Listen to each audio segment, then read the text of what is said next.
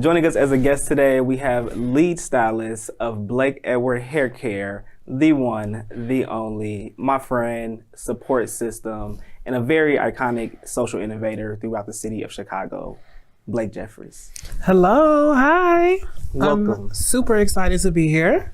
Super excited to have you. Welcome to the table, my friend. I'm glad that we get to sit down and have this conversation and to really explore and highlight all the great things that you've been able to do in your craft, in your work, in your business, and all the other things that come with it. Because we know that life is a bunch of bits and pieces that help us build out our dreams and our legacy. So, Of course. really excited to dive more into your legacy today.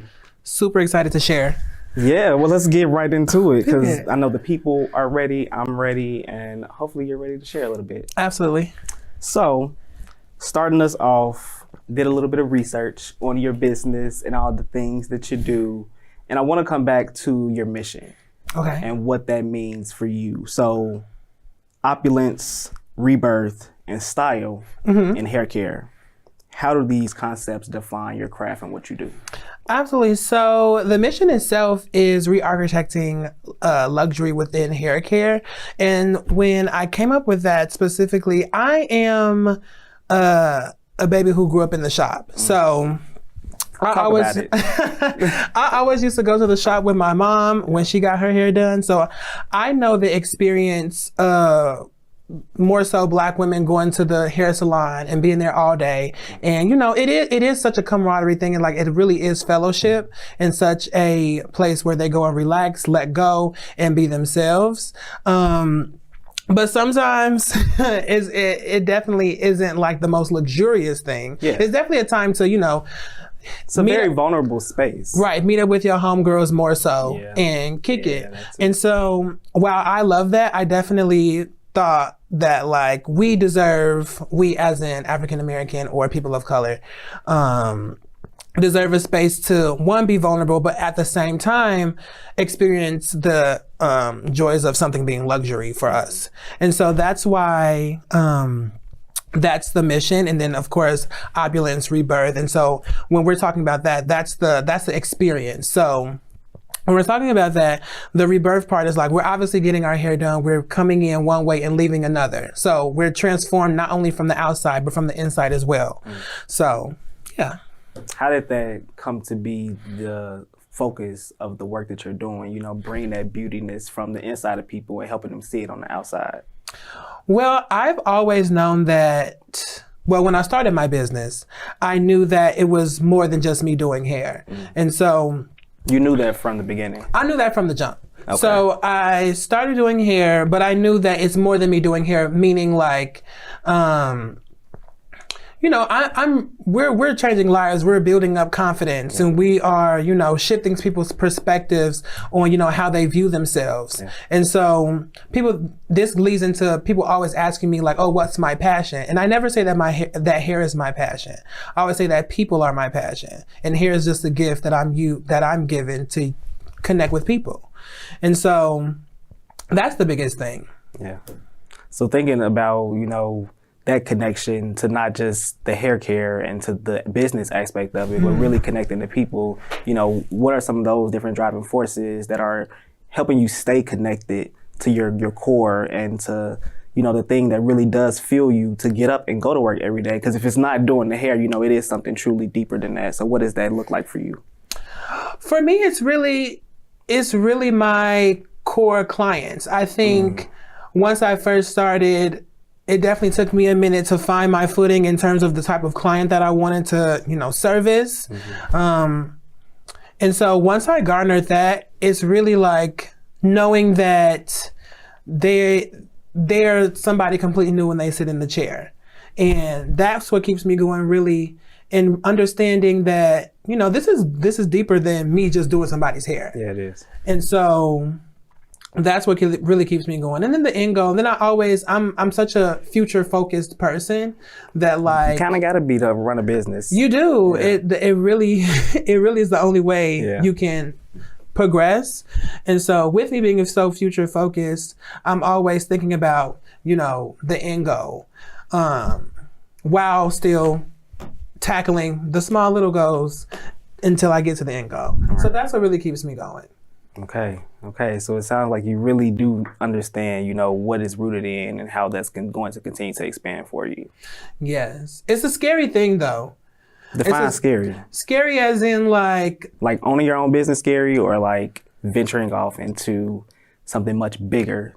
Having vision is scary. And I don't think people realize that like not everybody has vision for who they are, what their life is, what their purpose is. But once you have that vision, you have to hold yourself accountable, and you have to start, taking the necessary steps in order to get to where you know you're supposed to be. Yeah. Now you have a choice to act on that vision. Yeah. For sure. And I'm just the type of person that I choose to be all that I can be.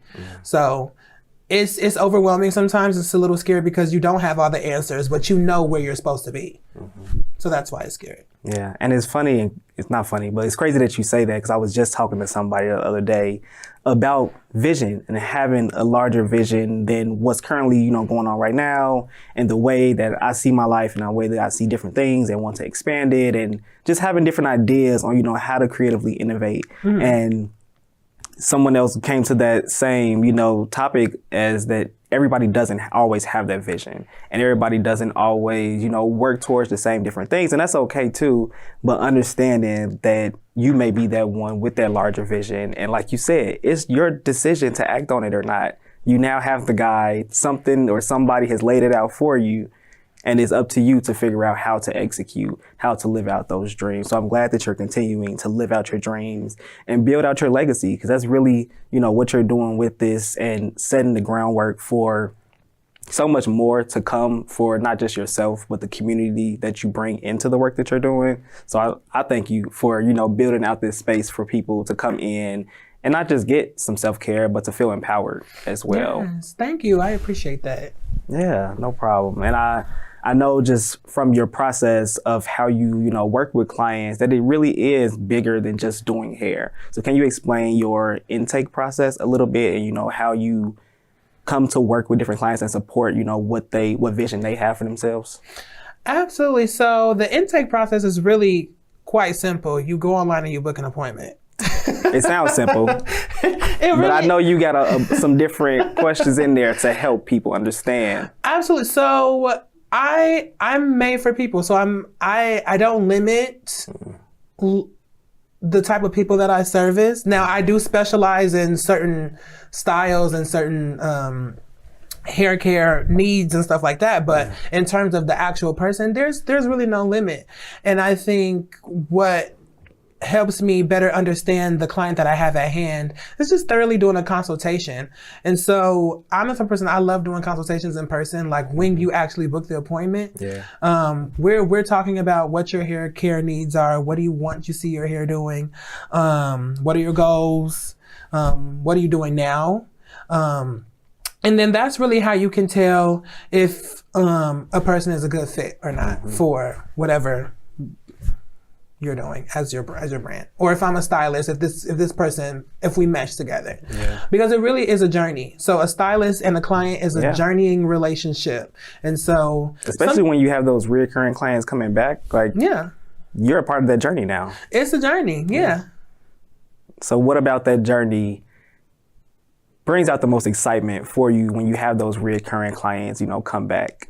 Is it the growth of the hair? Is it the changing of the styles? Like what is it for you? I think it's the comfortability of having the person come back over and over again, knowing that, it doesn't feel like work. And so that's one thing, because you definitely have those clients that come and you're like, oh my God, I do not like doing this person's hair. And I mean, that's just honest. Like every stylist has that. But what makes it beautiful is that you do have those clients that it just doesn't feel like work. We're coming to Kiki. I always tell my friends or like my clients that come and we have a good time, I'm gonna book the last appointment because we're gonna be here all day.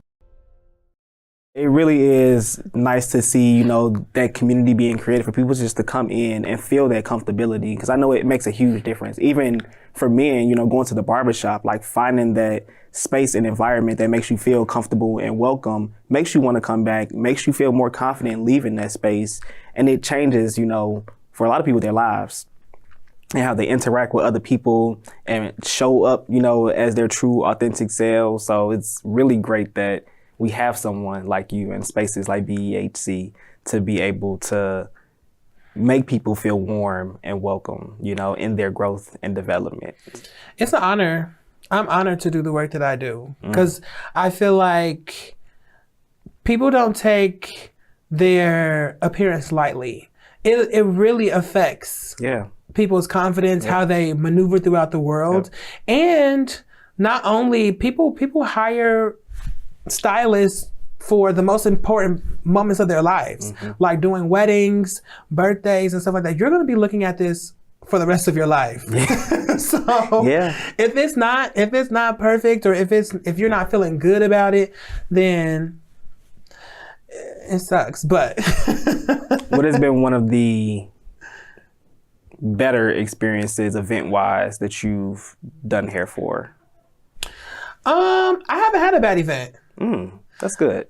Truly, because while I love doing what I do, I also know how to say no. And I also know my boundaries and the capacity in which I operate. It makes a huge difference. It makes a huge difference. There are things that, you know, because somebody loves what I do or that they see it online, they think I can do anything. And it's like, well, I specialize. So, you know, but the one thing that's good about that is that I always have, you know, recommendations for people. So if I can't do it, I know somebody who can. I'll just send them to them.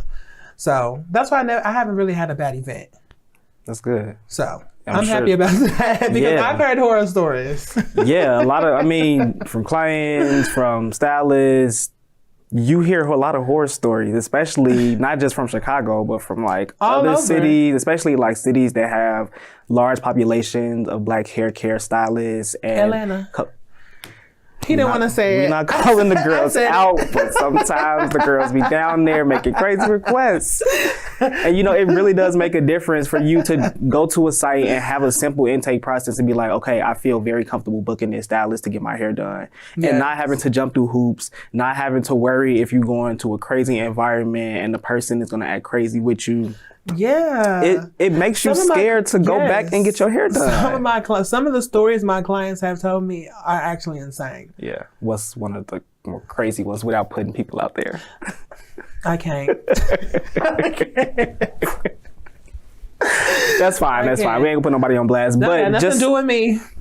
Just to know that it really does happen. So to have spaces like this, you know, it is really important to have. And I'm, you know, curious to know how your history in the hair care space, you know, because you said that you've been doing this since you were younger, and it's been something that you grew up in. How has that history and experience, you know, impacted your vision for your company and the growth that you want to see with it? That's a good question. That's something that real top tier journalism here. Yeah, I wrote that.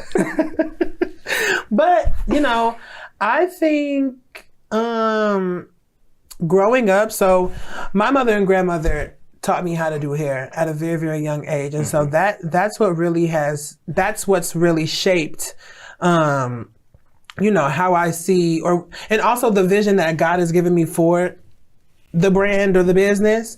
I feel like it shaped it because, you know, my grandmother and mother, they were just two Black women that knew how to do hair, and I was just a young boy that played with dolls. Yeah. And they were like, well, if you're gonna play with dolls, we're gonna teach you how to do the hair. Might as well be productive with it. And so one of the things that I value within that is gentleness. My mother and grandmother were very gentle. They taught me how to be gentle. And so one of the things that I feel like my clients love, and one of the things that they always tell me is that, oh, you're so gentle. I barely feel you in my head. And so that's luxury. And I feel like that's what shapes at the end of the day, like the vision, like that's to me something that is, so important. Yeah. So, yeah. What they instilled in you, it's still showing up in what you do today. Yes, That's very beautiful. much so.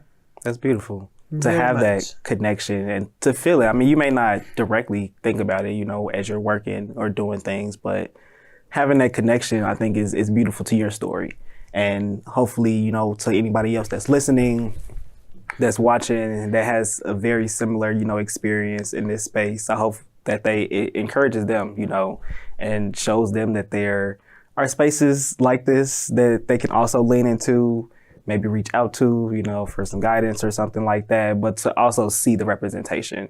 That's why we're here, to be able to see more positive representation of our people doing great things. So I'm proud of you for all the great things that you've been able to do and how you're able to expand. We on Can TV. Okay. Lights, camera, action. Lights, camera, action, baby. But no, thank you so much, Blake, for being here with me, for sharing that story. Is short of a conversation as this was, I know there's so much more to BEHC and so much more. So much She's more. layered. She is an onion. Oh, okay. A good onion. A good onion. Just touched my neck. It's okay. Stop touching the mic. It was an accident. I know. It's okay. But yeah, no, thank you for real for being here and for sharing that story and for hopefully inspiring other people that are tuning in to be able to see us do these different things and encourage them to keep doing theirs, whatever that may be and whatever light they are stepping in. I'm going to stop here, but we're not done. Okay, we're not done. No, we got a little game. Game time. We have a little game. I'm very competitive.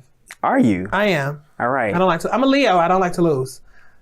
Leos are like that. Yes. Stick around for Open Space.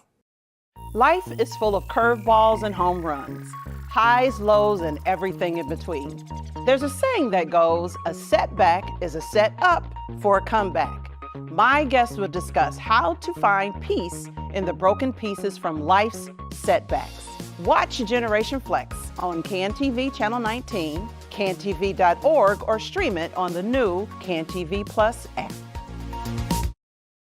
Hi, I'm Darius Hillman, Executive Director of CAN TV, inviting you to join us for the premiere of the all-new CAN TV original program, CAN Speaks, placing a spotlight on a single topic seen through the eyes of 3 guest presenters. Will highlight the human experiences of pain, joy, success, loss, failure, and the self-discovery that results from the journey through each. Tune in for the premiere of CAN Speaks at 7 p.m. on CAN TV Channel 19 and streaming live on cantv.org, CAN TV's Facebook page, and the new CAN TV Plus app.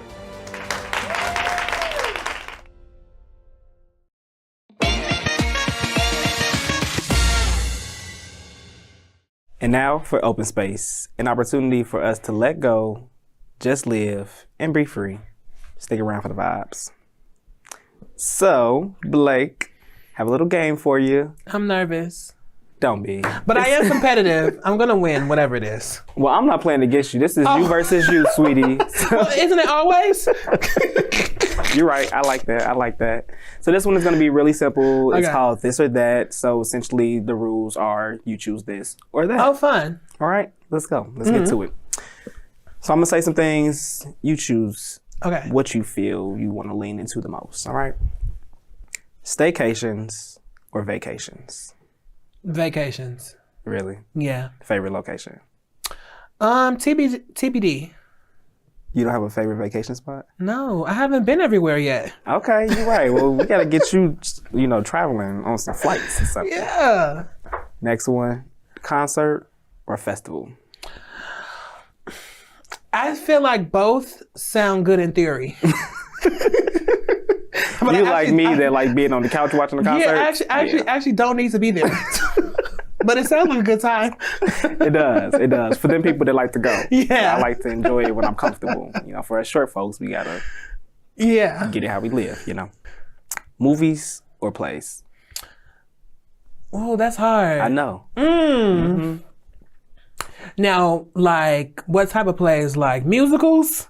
Or just like stage plays? See, now that's different because I'm not a big musical fan. But, whatever floats your boat. Any kind of musical. Okay. I like watching movies and I like being in plays. As a performer? Yes. Oh, I didn't know you had a theater background. I'm a thespian in real life.